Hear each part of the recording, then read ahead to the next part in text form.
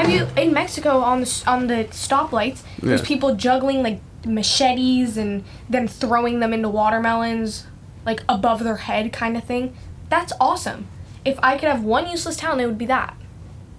Yeah. Light work. Light work. Yeah. Hello, Miss Kajang. Hello. Welcome to today. Mm-hmm. Very pleased to have you here with me. Me too. As always. Yep. You're most awesome. Thank you. Miss Most Awesome, actually. Thank you. All right. Okay, hi, this is Scout. And William. From Hypermentilating. The podcast. Mm-hmm. A show that follows life and change through the eyes of a father and a daughter. Join us as we find our way together. Yep. Finding our way. Mm-hmm. So I believe we're going to continue the conversation where we left off from the previous week. Oh, yes, we are, because... It's your idea, man. I think we need to. Okay, I have a couple questions. All right. Starting with... Just as a refresher for the people. I just had a crisis, You I had guess. an existential meltdown. Yeah. Basically, I found out that the universe is... Potentially everything and nothing. Yeah. I understand nothing. what that means now. Mm-hmm. Because, think about it, like, we apparently started billions of years ago, right? To the best of our knowledge right now, Big Bang, 14.6-ish billion years ago. But that's what we know. Because that's what space, we speculate. The empty blackness of space. Are part of the whatever. Our universe, we speculate, started from a Big Bang as the best theory we have so far. But the big blackness, the emptiness, the nothingness. Could contain a multitude of universes. And is... God knows how old. Ah, well, that brings an interesting point, right? God might not know. God does definitely pop into this for a lot of people. But God might not know. That's the thing. How old is, if there's God, how old is God? And also, now that I'm realizing about all this space stuff, why would God be impossible? Because we're not impossible. And the fact that we're alive looking at computers that I can maneuver with a mouse, and Cleopatra was closer to an iPhone than she was to the pyramids is crazy. Because that is more unlikely than God. Think about it. That is more unlikely than God. have. But, that being said... It's crazy that we exist on our space globe. There's no shot that, in my head, I feel like there's no chance that there was someone that... like, created us. Because now that I know that there's a Big Bang, well, like, I have always known that there was a Big Bang, but now that I know that there was nothingness before... Well, nobody knows what was before. Yeah, but, like, the fact that there was just a big space... Yeah. Before... leads me to think that we have definitely evolved. Because... Yes, we have. Because we started as, like... fish. We walked out of the ocean. Smaller. Yeah. Okay. Yeah, but we walked out of the ocean, turned into lizards, and then those lizards turned into whatever, and then this is what we believe. Whatever turned you into and I, and many others. Monkeys, and then the monkeys turned into the Homo sapiens, evolution. And then us. Yes. And that's craziness, because what? Like. Okay, but we're getting away here from but think about it, so your original existential meltdown was brought on, precipitated by the realization that space could be a vast emptiness of where the hell did this come from? Because think about, where does it end? Because we haven't even gotten close to the end. Is there an end, or does it just go forever? Okay, but how far we is know, forever? No, we know our universe is expanding. Like what? Try and keep this scientific and less than dramatic, right? No, I'm not. I'm being serious. I know you are. Where does it end?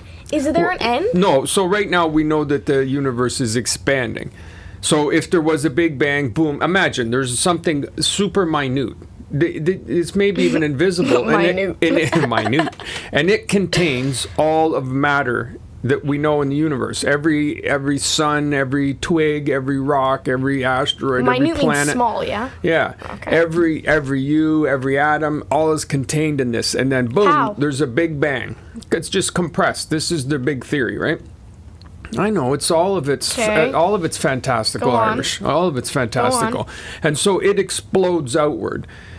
There's just a big bang, and everything just poof explodes outwards. So that's what it's still doing. Our universe is still expanding. It's still ripping outwards at the speed of light, or whatever Sound. speed. No, it's way faster than the speed of sound, right? It's this. Oh yeah, we it's can so, go at the speed of sound. So our universe is you and I sit here talking right now. It's still expanding outwards at this fantastical rate in all directions, all around us, right? Mm-hmm. And after this explosion happened, the universe started forming, galaxies started forming, planets started forming, like originally Earth before we oozed out of the miasma. Billions of years before that, Earth was just forming as one rock and then another rock, and they all came together, and then it became this rounded rock that we call Earth, right? Mm-hmm. So all of that's happened, evolved over time too. The universe itself has evolved, right? And it's expanding outwards. So we'll never be able to see to the edges of the universe, because it's moving away from us faster than we could see to it, right? But we can see into the middle of it, the beginning of it, because of light, right? We've talked about it before. Yeah. The sun comes 8 minutes. So the question is, just say you can wrap your head around that. Just call it just a ball of energy that exploded out. But your thing that was sent you tripping, I think, was the idea that, well, what was that ball of energy in? Yeah. Like, was was there nothing? Because we know that space is just this vast space that contains things inside of it, right? That's space, basically, in a nutshell. But if the beginning was nothing, and it was just this big bang, but you're saying that the beginning had a ball, a compact little thing. Not a ball, but like a compact thing. I'm trying to make it visual. Of all this different stuff in it, of matter. Yeah. And then it exploded into the Big Bang. Yeah. What was that ball of matter in? And where did it come from? And how was it created? For sure. I mean, this is where God comes in, right, for a lot of people, because this is basically unimaginable, some of it. Like the vastness that we're talking about, the vast emptiness that we're talking about, people want to fill it with something, right? So God fills that void for a lot of people. Like, God answers those questions. So you can't understand it. We can't understand it. Nobody can. So some people try and fill that void scientifically, which I get, and some people try and fill it theologically, spiritually. I understand too, completely. But now, like, for me, I just think it's awesome. It speaks to the awesomeness of existence that I personally can't understand things, that I realize that I will not have answers to certain things. That doesn't bother me as much as it just sort of fills me with awe and wonder. It's just weird to think that a lot of the times at like my age, no one thinks of going past us. No one thinks of going past, or people of all ages don't think of going past our little galaxy, all our 8 or whatever planets in our galaxy, the Milky Way galaxy. Yeah. No one thinks of thinking that's our past solar system, that. right? Our solar system, yeah. And then our solar system's inside. Yeah, the Milky Way. No one thinks of going past any of that. Because we can't even get out of our solar system. I realize why now. No, that's not true. What? We've gotten, I think Voyager 1 and 2 are leaving our solar system or have left it. But that's just our solar system. That's just our little tiny chunk of the Milky Way, right? That means that technically, someone could go up there from the age of like 1 with an older, like their parent, and then they could be raised in the spaceship and taught all this stuff, school or whatever. Yeah. And then when the adult eventually dies, the kid can take over. Mm-hmm. And then that kid could leave the solar system, or the solar system. I mean, I suppose in theory, if you had a spaceship that could, generate its own energy source and keep going. Yeah, but that's just that's so crazy to think that Oh, and it's not something you're not going to all of a sudden understand. You're not going to ever not be existentially tweaked by it conceptually when you consider it ever in your life. I mean, I think it's fun and awesome. I think for a lot of people it might be scary, and like, I'm not going to think about that. It's just too much to think about, which I also would get that too. Now that I think of this, it's like all this stuff that I would have thought originally was, oh, that's impossible. That's never going to happen. Well, we were possible, and we were probably on like the 1 percentile chance of happening. Oh, scale. Way less than 1%. Yeah, but way less. So to think that we happened mathematically, anyways, we shouldn't exist, Irish. No. Yeah. But it's just crazy to think that we do. It's incredible that we exist. Like, the confluence of circumstance that lead to us existing is mind-boggling. Like, it's that we exist at all is just unbelievable. And I think we're a microcosm of the universe. The universe itself exists is mind-bogglingly unlikely. And we're just a microcosm of that, Yeah. We're just like this little, humans are Earth's life, not just humans, all the life on Earth, I think, is sort of a little microcosm. It just exploded. It happened however it happened, and it'll go away at some point. And will it be repeated somewhere else in the universe? I mean, maybe, possibly, likely. Has it already been? Maybe, possibly, likely. I'm going to watch so many YouTube videos on this. They're awesome. I think understanding the two things, the vastness of space, the unbelievable, unimaginable vastness of space, trying to meditate your way into an understanding of that, like trying to just sort of absorb that. And then on the smaller scale too, the minuteness of life, like the subatomic level, right? Yeah. Like there's life goes on a level that you can't even see. That's amazing. That's amazing. It's like thinking of the thousands of little creatures that are crawling on your skin right now. I actually would rather not think of that. I know, so they're there. No, but I don't want to think of that. All right. When I was younger, I would watch YouTube videos because at the time, I think I was like 6 or something. At the time, the thing was to look in strawberries to see if there was any bugs, and so people would take like the pen things that have the cameras and the lights, and then you could watch it on your phone, and they'd take them and they'd look in the fruits, and then they would find a bug, and I found a bug in my fruit. They're good eating. Okay. All right. All right, so there you go. We've had a brief existential tour. Yep. A brief tour into existential crises. Yep. All right. Okay. What's up now? What's up now? Our next topic is what makes someone famous. And I guess the conversation in this would be not really what makes someone famous, but more so who is considered famous. Yeah. Because, for example, the Caligari sisters. Yeah, because one person's famous is another person's who. Especially to kids, like maybe younger people. So we consider people famous that wouldn't be considered famous to a different generation, younger or older. But, it could be the same for older people. Maybe an adult could be like, oh, yeah, blank is my favorite singer. And the kid could be like, who?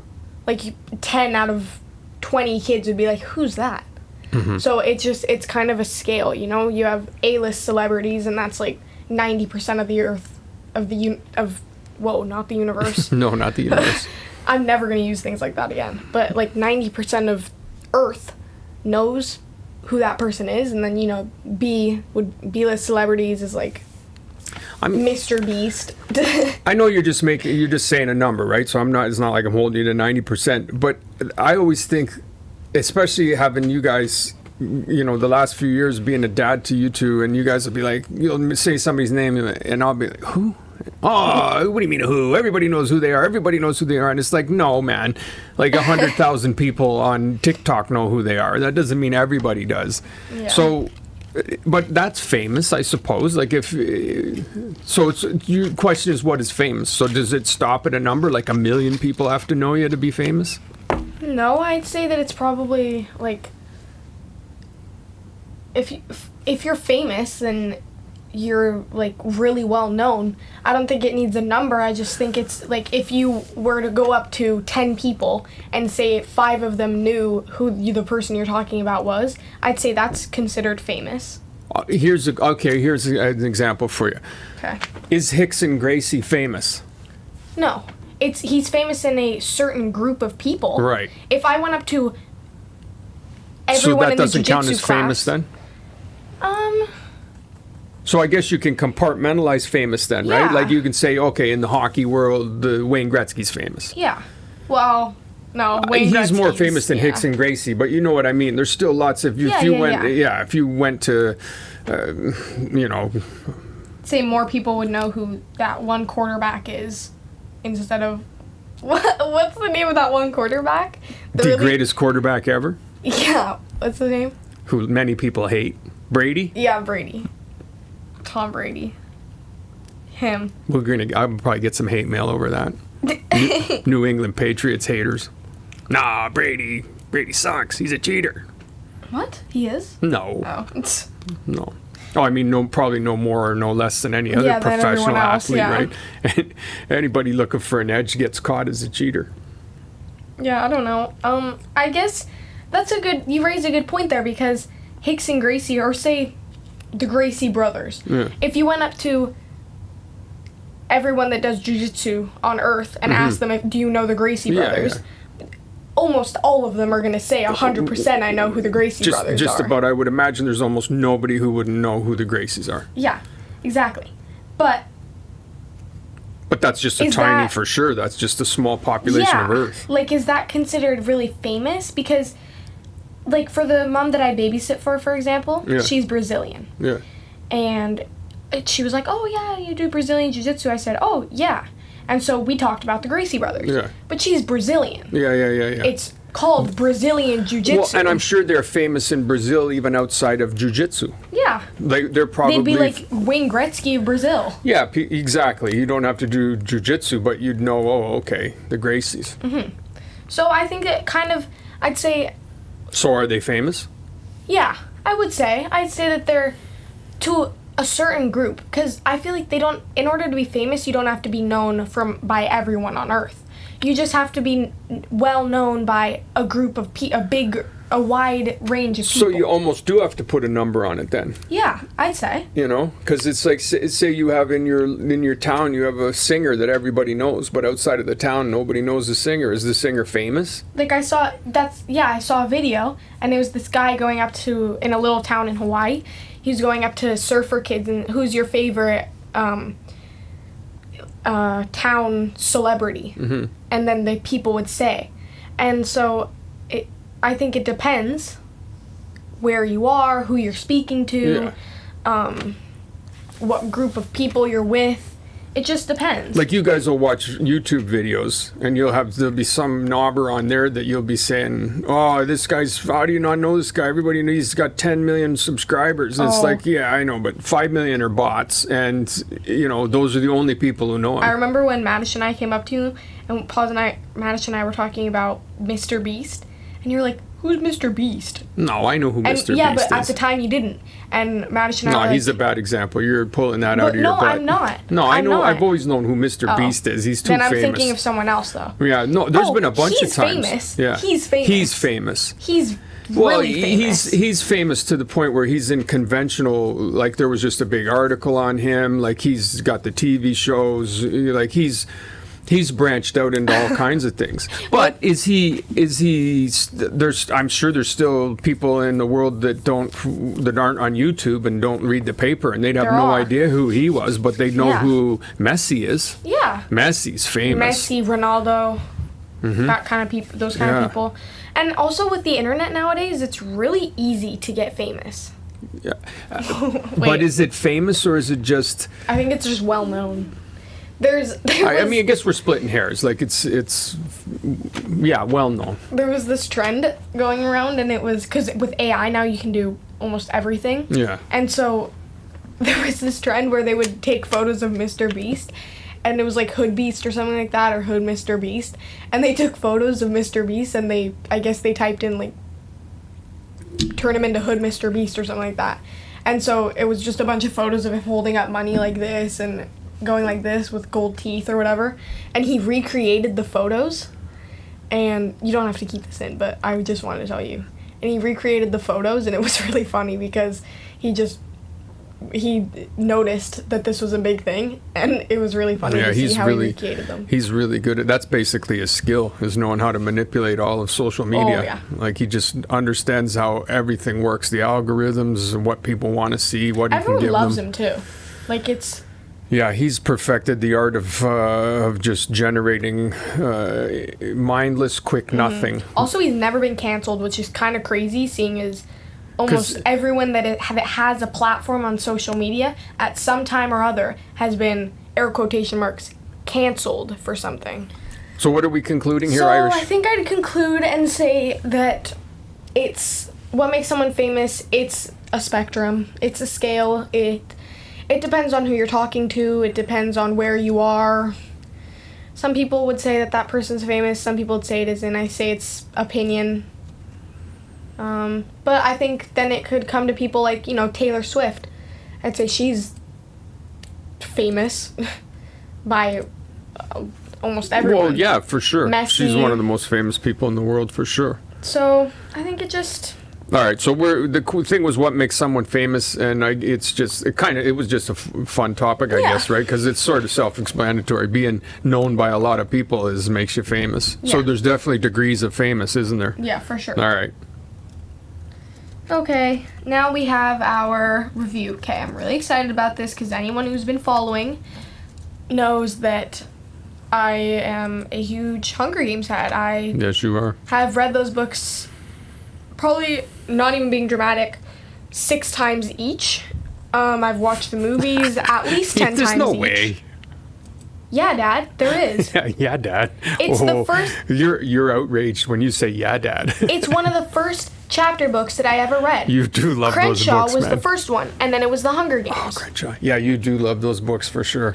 And 6 times each. Yes. Okay, maybe not the last one. I didn't like the last one. Not like the Mockingjay. The third of the trilogy. I didn't like that one. So I probably read that one only 4 times. Because we haven't read the Songbirds and Snakes. Yeah, so if you guys are listening to this, don't go in the comments and start saying, like, oh. Just kidding, we watched the movie. Go ahead and do that. Anyways, this topic is about, because if anyone who's been listening knows that we already did a whole topic on the Hunger Games. Oh, they're mentioned severally. So, this topic is about the beloved Haymitch. Anyone who's been following the Hunger Games trilogy quadruply knows that... Quadruply? She put out a new book. Is that what it is? Is it a quadruply? Yeah.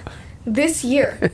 That's right. Okay, so the book is Sunrise on the Reaping, and it's a prequel. It's the prequel, and it's the 5th book. But I believe in the series, and it's kind of not though, right? It's the prequel. There's the trilogy. Yeah. And this is a prequel. Yeah. So the trilogy is about Katniss Everdeen and Peeta. Yeah.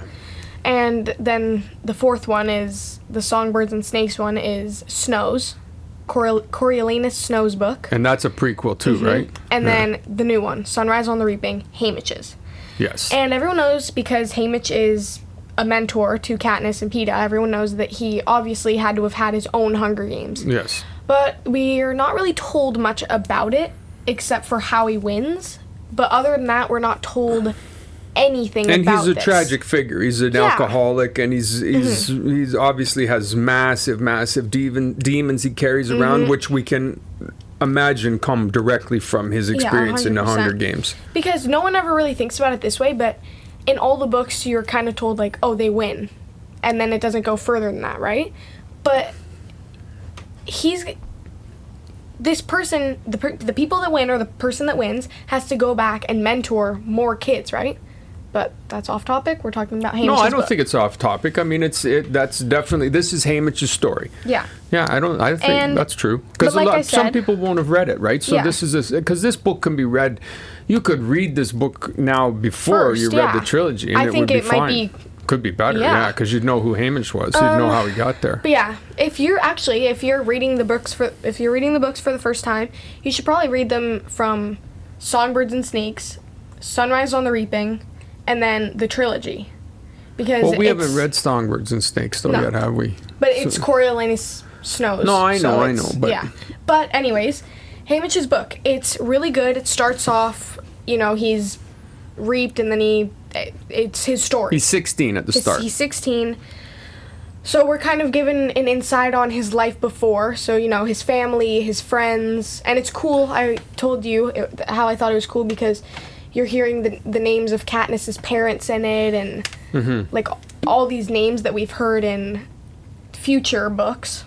So I find that interesting. And it's cool expanding our understanding of that world. Yeah, and it's cool getting to know Haymitch more as his normal self when he's not drunk and depressed. So it's him before all that. Yeah, so it's interesting reading about how Suzanne Collins pictures him.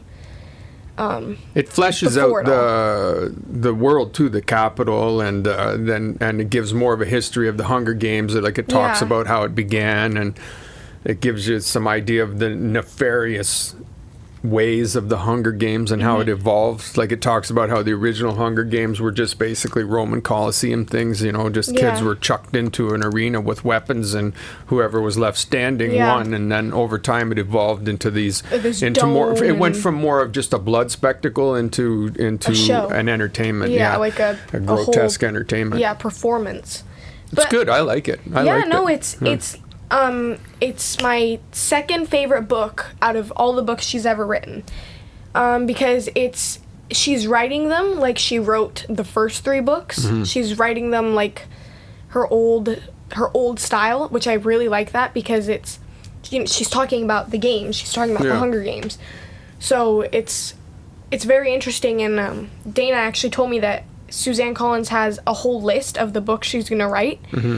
So she'll probably do like Phoenix and other people that won. That's the thing that everybody's doing right now, isn't it? Milking their I'm really excited for them. More. I'm really excited for them, but I quite enjoyed it. I think that I like her writing. Like, from an adult point of view, I don't think they're not childish books. No. She has a good imagination. The stories she tells are compelling. The things she has to say, I think, are kind of compelling about teamwork and about poor versus rich, and about oppression and submitting to people. Because her big thing, to me, it seems like one of her the things she really touches on is the idea that, well, we're the majority. So, like, the downtrodden in the district, they outnumber the capital like 10-1. All of the districts together, if they were to rise up and say no. She makes the example of that at the start where they're in the gym, and he has a moment where they could attack the peacekeepers because there's only like 5 peacekeepers or 10 peacekeepers in the like gym, 48 and of them. there's 48 of them, and some of them are they're trained to be lethal already. So that's a cool concept, the fact that the multitudes are kept in line by just a few people. Yeah, and it's interesting because in the first 3 books you read about them being, in the trilogy, you read about Haymitch just being this drunk, selfish, good-for-nothing man, right? But he's also good-hearted and smart and helpful, and like even through all of his pain, he's not just a wastrel. He loves Katniss like with all of his heart. Yeah, like she's his daughter. It's clear he's a good person. So it's cool to read his roots and about how he loves little, like, younger kids, and he likes looking after them, and how he just has this really big heart. So I think it's a good book that I think if you're a reader and you like the Hunger Games, then you should 100% give it a try. Definitely. It's a light read. You can read it in 3 days or less. And if you haven't read the Hunger Games, it's not a bad place to start. No. It's a one book. It's not a big investment. Yeah, especially because if you like this one, you'll love the trilogy. I think they're good. I think they're good. I love books, and these are not bad books. They're not bad at all. She has some really interesting ways of approaching some interesting topics. And it's like I was saying, that idea of the way that people essentially submit to the authority of others. Yeah. And it's a precarious thing. Like they're a lot of times dictators, their power is predicated on people agreeing to their power. If people stopped agreeing to their power would disappear. Yeah. So and that's a big point that she makes. So that's kind of cool. It's fun. It's very cool. I think it's especially because, you know, when you think about the idea of the books, it's horrible. You send these kids into an arena to kill each other. It's horrible. So to hear it from another person's perspective instead of just Katniss and Peeta's, Katniss's, it's cool because you get an insight on another person's point of view, but you also kind of realize that Haymitch and Katniss are quite alike in the way they think. Katniss has a younger sibling that she loves more than anyone else. Many parallels for sure. Definitely. So it's interesting because it kind of shows you that the two victors of District 12. Yeah, this District 12 are alike in most ways. So it's pretty cool. Yes, very, very well. Very easily recommended. So all right. Go ahead and read it. There you go. And by saying that he wins, that's not a spoiler, guys. No, that's not a spoiler. That's not a spoiler. I mean, it's his book, so. I mean, I suppose if you haven't read the trilogy, it's his book. Yeah, but. I mean. It's one of those things where right from the start you have to understand that. Well, I don't want to read this story and find out that this guy doesn't make it. Yeah. All right. So that's it. And now we have review 1 out of 10. Honestly, 8.5. Solid 8.5. It's really good. I really enjoyed reading it. I cried, and it made me upset when I finished reading it because I didn't want it to end. So that's basically all I have to say. And there you go. What about you? Maybe like a 7.5. That's pretty good. Yeah. I think it's great. Okay. I'm a fan. Next, what if? Yes. All right then. This one's just kind of a fun one. It's just like whatever. But it's what if you had one... They're all fun, man. I love these what ifs. What if you had one useless talent? What would it be?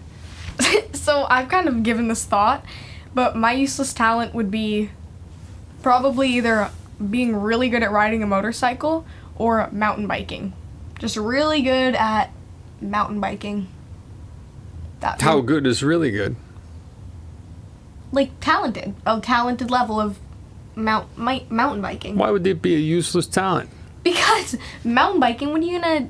Well, say you gotta escape into the mountains. Yeah, but then it would be... But in this moment, at you and I sitting here, it's a useless talent. In this moment, right now. Okay. I'm not saying for future reference. I'm saying right now, that is a useless talent. Proceed. Well, a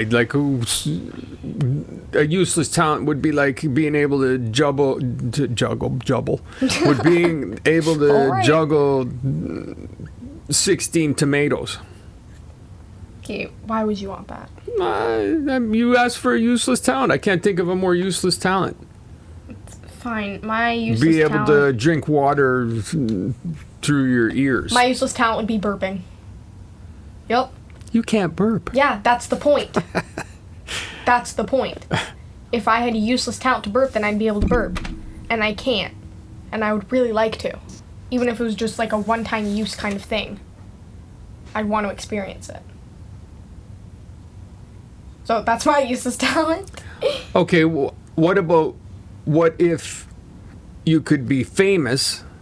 See what I'm doing there? Famous for a useless talent. What would it be? YouTubing.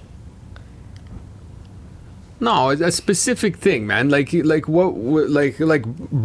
You know, you could. Okay, I'm not being famous for burping. Oh, it's what I'm saying. That's why. So, what if you could be famous for a useless talent? What would your useless talent be? Juggling knives.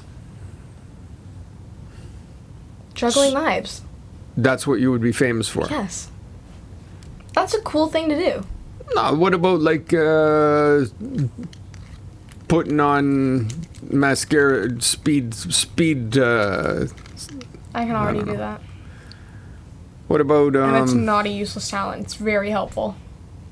No, what Juggling knives. Yeah, that would be my That talent. would be your. If you would be happy being famous for being a knife juggler. Yeah. Have you in Mexico on the stoplights? There's people juggling like machetes and then throwing them into watermelons, like above their head, kind of thing. That's awesome. If I could have one useless talent, it would be that. Yeah. Light work.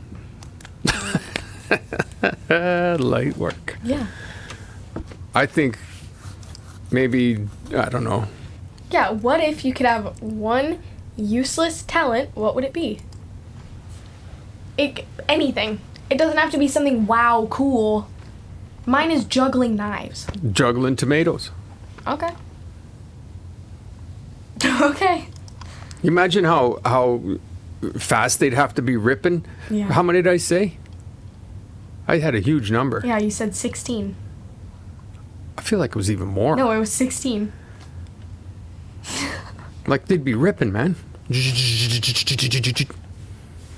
Like that. They'd probably make that noise as they whip past. Probably not. I don't know Irish. Okay. I don't feel like that's your best what if ever. Well, that's the point. It's just supposed to... Like, they don't all have to be wows. They can just be, like, fun, weird things. Give me another what if. Oh, these take a long time to think of. All right, never mind. Never mind. Wait, I have a good one. What if you could be really good at one sport? What would it be? Golf. And you know how I feel about golf, but I feel like it'd be pretty cool. That's what you pick, golf? Mm-hmm. If I could be really good at one sport? Hockey. No, ice skating. Ice skating. Figure skating. Figure skating? That's mine. One sport. Really good at one sport.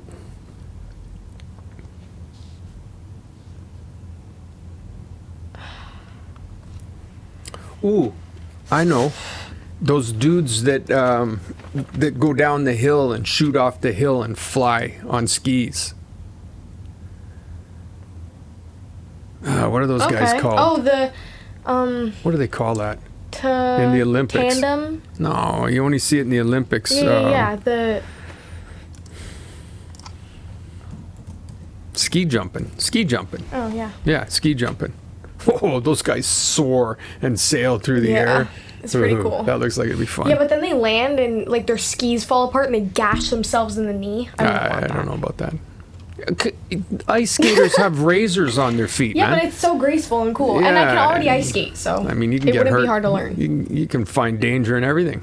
All right. Okay, baddie. Okay, baddie. Baddie? Wow. Yeah, baddie. Did you feel good saying that? I actually didn't. I found it really cringy. Yeah. Yeah, I actually didn't enjoy that. Well, I must say, I think you probably should have found it a bit cringy. Yeah, I did. I found it cringy repeating it. Well, I'm glad you did. Episode the 37th. Wrong. Hilarious. Thank you. I love you very much. I love you too. And I'll see you in the next existential space that we Hopefully occupy. not, to be honest. Hopefully not. I would not like to. Actually, I would. That was kind of. It was a cool feeling. Yes, we are existential beings, Irish. I love you. I love you. Next time. Next time. Ooh, cut that out.